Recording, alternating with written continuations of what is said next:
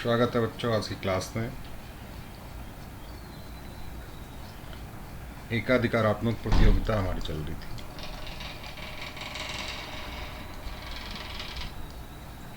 Start हमने एकाधिकारी बाजार के साथ किया था।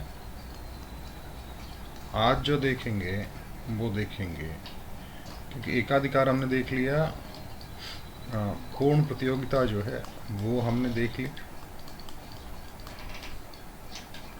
और अब एक नई स्थिति बनती है एकाधिकारात्मक प्रतियोगिता। एकाधिकारात्मक प्रतियोगिता, या आपकी किताब में जो नाम लिखा हुआ है एकाधिकारी प्रतिस्पर्धा, एक ही बात है।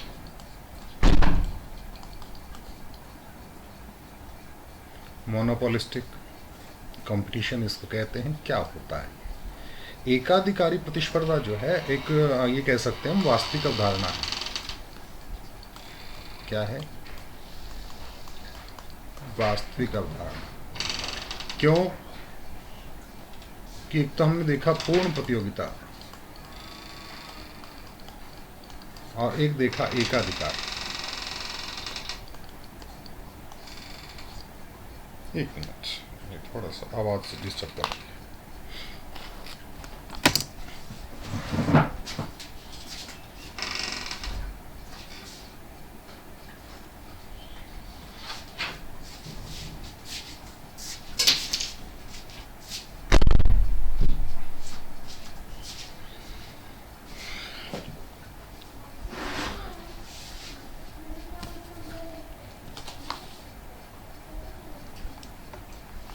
हाँ, तो बात कर रहे थे हम हमारे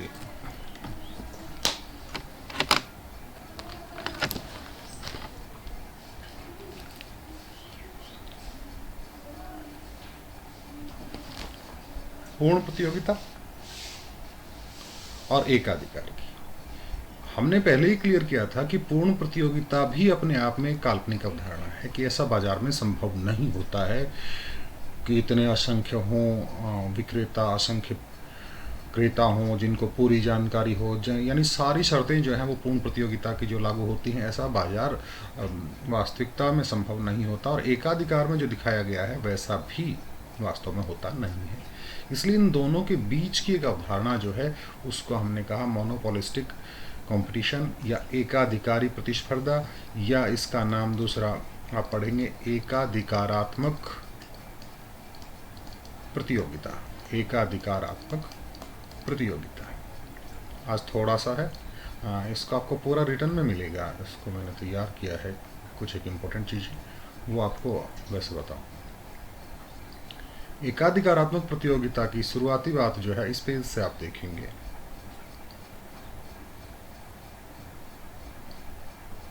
देखिएगा, सारी चीज़ें क्लियर की हुई हैं। एकाधिकारात्मक प्रतियोगिता मोनोपोलिस्टिक कंपटीशन कहते हैं।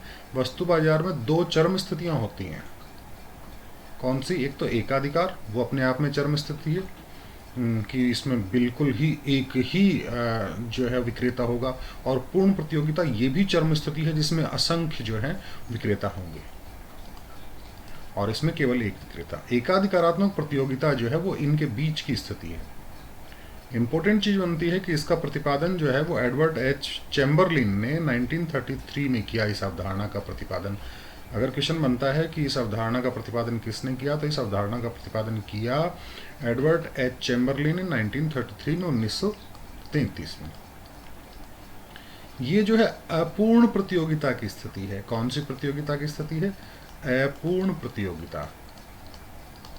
यानी एक तरह से ये कह सकते हैं कि अपूर्ण प्रतियोगिता पूर्ण प्रतियोगिता का उल्टा। पूर्ण प्रतियोगिता, जहां पूर्ण प्रतियोगिता नहीं है वहां पे अपूर्ण प्रतियोगिता। और अपूर्ण प्रतियोगिता का एक प्रकार है क्या? एकाधिकारात्मक प्रतियोगिता। यानी अपूर्ण प्रतियोगिता के प्रकार में एक एकाधिकारात्मक प्रतियोगिता आ गया। वहां पे अल्पाधिकार जो आएगा वो भी अपूर्ण प्रतियोगिता का है। वहां पे द्व्याधिकार आएगा, ये बाद में बात कर लेंगे। यानी अपूर्ण प्रतियोगिता का एक प्रकार जो है वो है हमारी एकाधिकारात्मक प्रतियोगिता।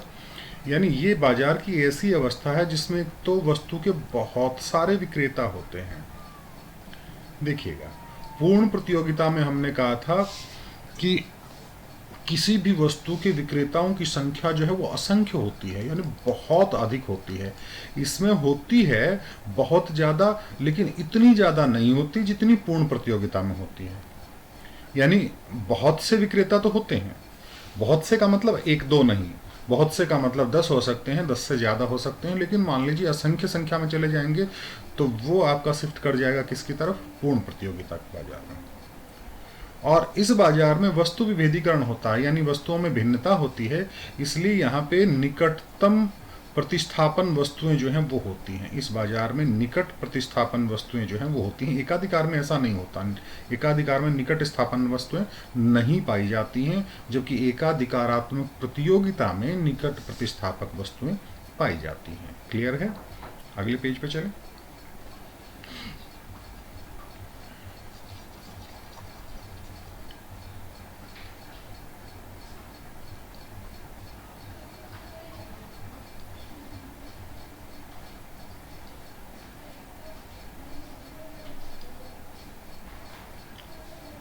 अगली बात जो थी इस मार्केट की, लगभग पूर्ण प्रतियोगिता वाली स्थिति बनती है। ये बिंदु आपका जो है पूर्ण प्रतियोगिता में, इस बाजार में फर्मों के प्रवेश और बहिर्गमन की स्वतंत्रता होती है पूर्ण प्रतियोगिता की तरह से। और फर्म का मांग वक्र जो है वो लोचदार होता है।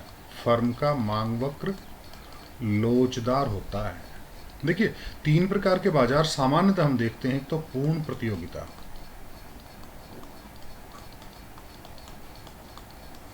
एक एकाधिकार, ये दोनों चरम स्थितियां हैं, और एक इनके बीच की स्थिति एकाधिकारात्मक लोच जो है, मांग की लोच।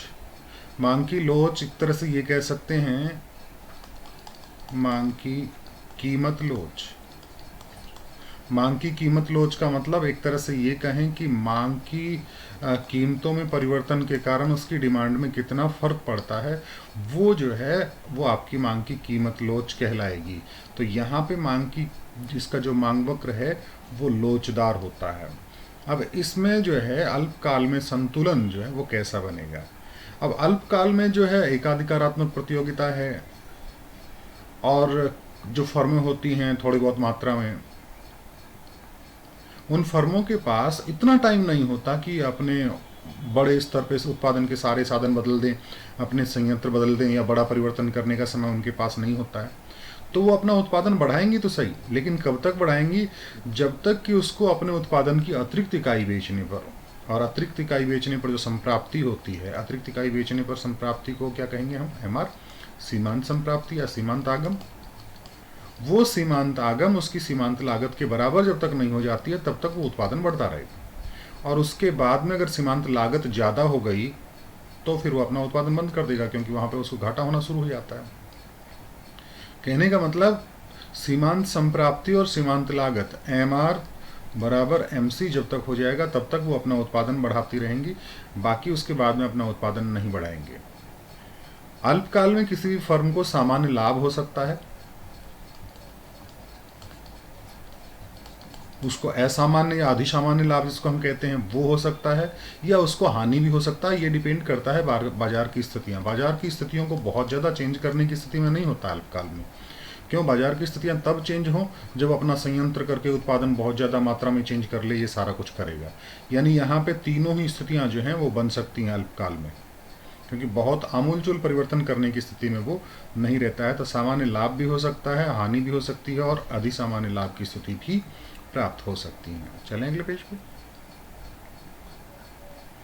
दीर्घ काल में संतुलन की बात करेंगे तो दीर्घ काल में फर्म जो है उत्पादन के सारे साधनों में परिवर्तन कर सकती है। ये बात क्लियर है। दीर्घ काल है, लंबा समय है, तो उत्पादन के सारे संयंत्र जो है अपने संयंत्र भी चेंज कर लेंगे, मशीनरी चेंज कर लेंगे, हो सकता है वो अपना भूमि, पूंजी वगैरह जितने भी साधन हैं उत्पादन के वो सारे के सारे चेंज कर सकते हैं। और इसमें फर्मों का स्वतंत्र प्रवेश और बहिर्गमन होता ही है। मान लीजिए इस कंडीशन में आपको अधिसामान्य लाभ प्राप्त हो गए, दीर्घ काल में अधिसामान्य लाभ प्राप्त हो रहे हैं। अधिसामान्य लाभ प्राप्त हो रहे हैं तो दूसरी फर्में क्या कहेंगे, लो भाई हम भी आए, इधर से ये हम भी आए, इधर से हम भी आए, इधर से हम भी आए, इधर से भी आए, इधर से भी, सारी फर्में मार्केट में आ जाएंगी। और सारी फर्में जब मार्केट में आएंगी तो एक तरह से क्या बनेगा, अधिपूर्ति की स्थिति बनेगी। बनेगी कि नहीं बनेगी? क्योंकि सारी फर्में जब उत्पादन करेंगे तो पूर्ति का मान बढ़ेगा, अधिपूर्ति की स्थिति बनेगी। और अधिपूर्ति की स्थिति बनेगी तो एक तरह से ये कहेंगे कि मांग का मान पूर्ति की तुलना में कम है।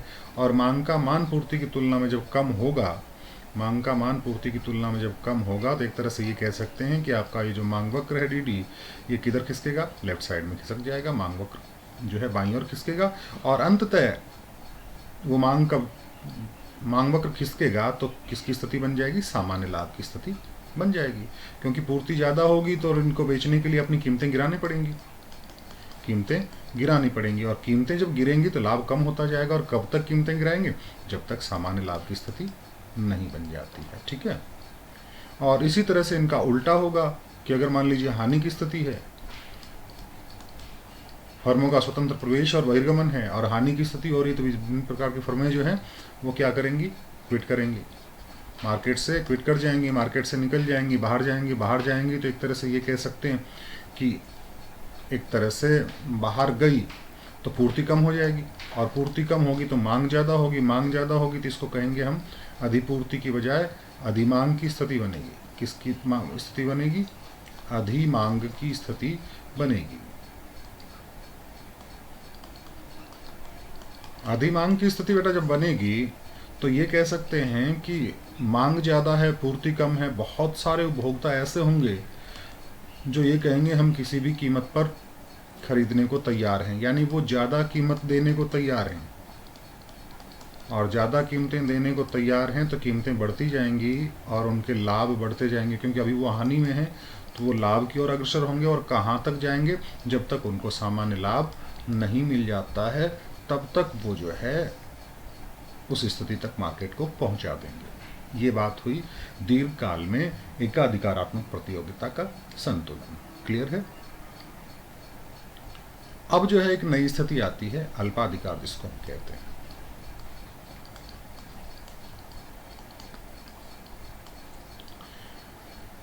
अब अल्पाधिकार जो है एकाधिकारात्मक प्रतियोगिता, देखिए एकाधिकार में हमने कहा, इसको बताना जरूरी है, इसमें विक्रेता कितना, एक। नीचे लिखूं पूर्ण प्रतियोगिता, इसमें विक्रेता कितने, असंख्य। बीच में आया एकाधिकारात्मक प्रतियोगिता, उसमें विक्रेता कितने, बहुत सारी मात्रा में, इससे कम लेकिन बहुत ज़्यादा मात्रा में। ये जो नया आया है अल्पाधिकार, अल्पाधिकार में विक्रेताओं की संख्या एक से ज़्यादा होती है, एक से ज़्यादा होती है, लेकिन बहुत ज़्यादा नहीं होती, बहुत ज़्यादा। हालांकि इसको नंबर्स में बांधना बहुत अजीब सी स्थिति बन जाएगी, इनको फिक्स नंबर में नहीं बांध सकते। लेकिन एक सामान्य उदाहरण की बात करें तो एक से ज़्यादा 2, 3, 5, 6, 10 तक जो सामान्य स्थितियाँ बनती हैं उनको हम ये कह सकते हैं कि वो अल्पाधिकार है। और अल्पाधिकार की ही एक स्थिति बनती है, जैसे मान लीजिए कहीं पे 2 ही विक्रेता हों। कितने विक्रेता हों, 2 विक्रेता अगर हैं तो उसको द्वयाधिकार कहते हैं, ड्यूओपोली इसको कहते हैं। जहाँ पे केवल 2 विक्रेता हों तो उसको कहते हैं द्वयाधिकार या ड्यूओपोली। ठीक है, ये लिखा हुआ है यहाँ पे, जहाँ 2 विक्रेता हैं उसे द्वयाधिकार कहते हैं। और इस बाजार में 2 प्रकार की स्थितियाँ बन सकती हैं, द्वयाधिकार कहें या अल्पाधिकार कहें। अल्पाधिकार में 2 से ज़्यादा 3, 4, 5 हो सकती हैं। एक स्थिति तो ऐसी बनती है कि वो एक कार्टेल बना लेती हैं। मान लीजिए 2 ही फर्में हैं या 3, 4 फर्में हैं और उन्होंने कार्टेल बना लिया। कार्टेल बनाने का मतलब एक तरह से ये कह सकते हैं कि बाजार में फर्मों का एक समूह, फर्मों का एक समूह जो बिल्कुल मिलजुल के काम करते हैं। कैसे, आपने देखा होगा, त्योहार की स्थिति है, शादियों का सीजन है ना,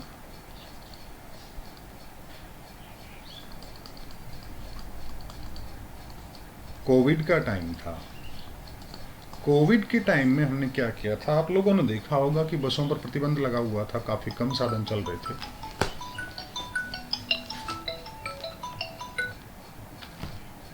कोविड के टाइम में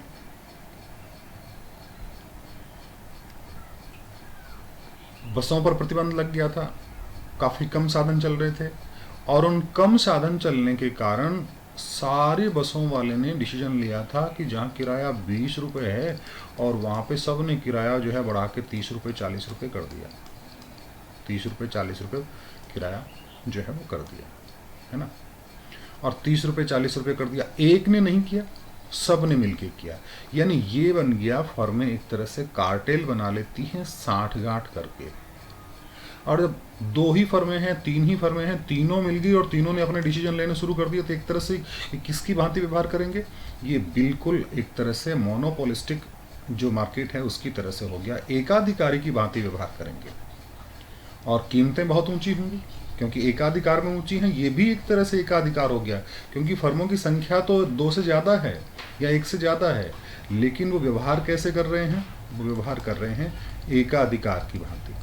कैसे व्यवहार कर रहे हैं? एकाधिकार की भांति व्यवहार कर रहे हैं।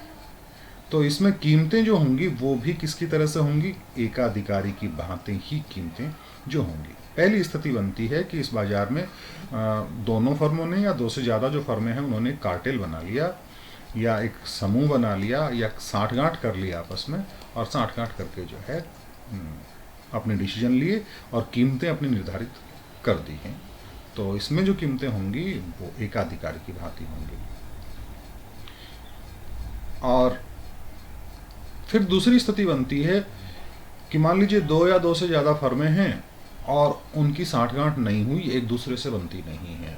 बनने का मतलब यहाँ पे वैसे वैचारिक मतभेद नहीं है, मार्केट के हिसाब से उन्होंने प्रतियोगिता का डिसीजन ले लिया। क्या ले लिया कि मान लीजिए एक फर्म है, ये आपकी फर्म 1 है और ये जो है आपकी फर्म 2 है, ये वाली फर्म 1 है।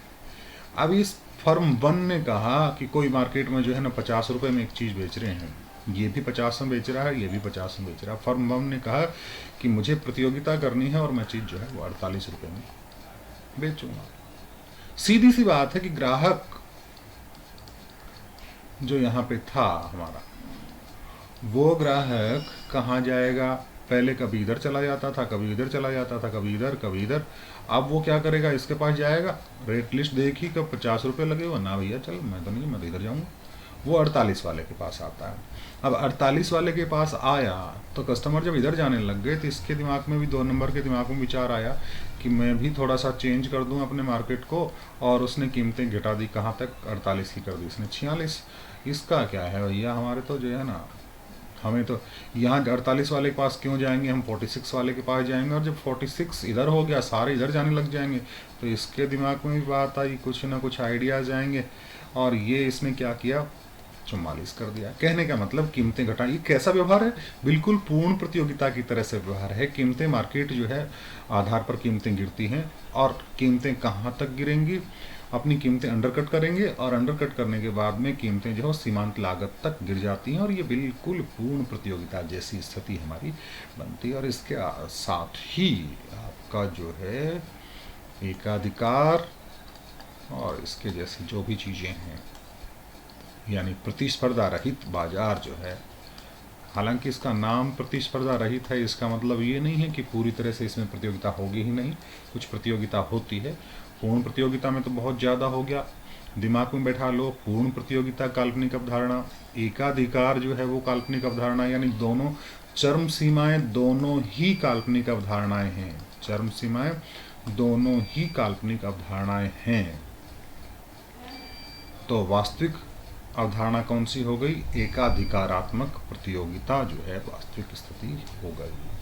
इसके साथ ही पूरा, और बाद में जो है आपका माइक्रो का एक बचा हुआ है, सॉरी मैक्रो का एक बचा हुआ है। आप मुझे बता दें कौन सा है, मैसेज करके कौन सा बाकी रह गया उसको हम जो है करवा देंगे, है ना।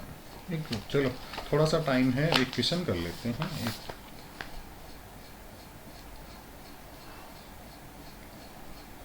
एक प्रश्न दिया हुआ है, कुल संप्राप्ति मांग वक्र और मांग की कीमत लोच की गणना करो। कीमत लोच है ना। सारणी में दिया हुआ है, मात्रा दी हुई है ना, और फिर सीमांत संप्राप्ति दी हुई है।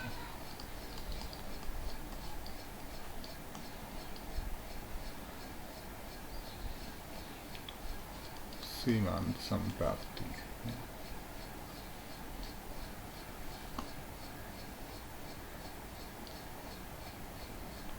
मात्रा में दे दिया 1 2 3 4 5 6 8 9 तक पहुंच नहीं रहा। चलो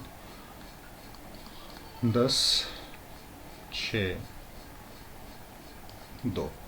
एक काम करिए आप लोग, 2 पूरा नहीं आ रहा है इसमें। ये आपका इस चैप्टर का क्वेश्चन नंबर 2 है, उसको बैठ के करिए। आपको दिमाग में होगा ना, कीमतों में परिवर्तन के कारण से डेल्टा क्यू बटा क्यू, और इसमें भाग दिया हमने डेल्टा पी बटा पी। इसके आधार पर ईडी का मान हमने ज्ञात किया था। अनुपात विधि से, प्रतिशत विधि से किया तो इसमें 100 से गुणा करके इसका परसेंटेज निकाल लिया था। और इसकी सीमांत संप्राप्ति के माध्यम से जो है आप जो है एक तरह से कुल संप्राप्ति निकालेंगे। कुल संप्राप्ति के माध्यम से यहाँ पे कीमत का मान निकालेंगे, और कीमतों में कितना चेंज हो रहा है उसके आधार पर सवाल को करेंगे आप लोग, है ना। चलो मिलते हैं कल, बाय।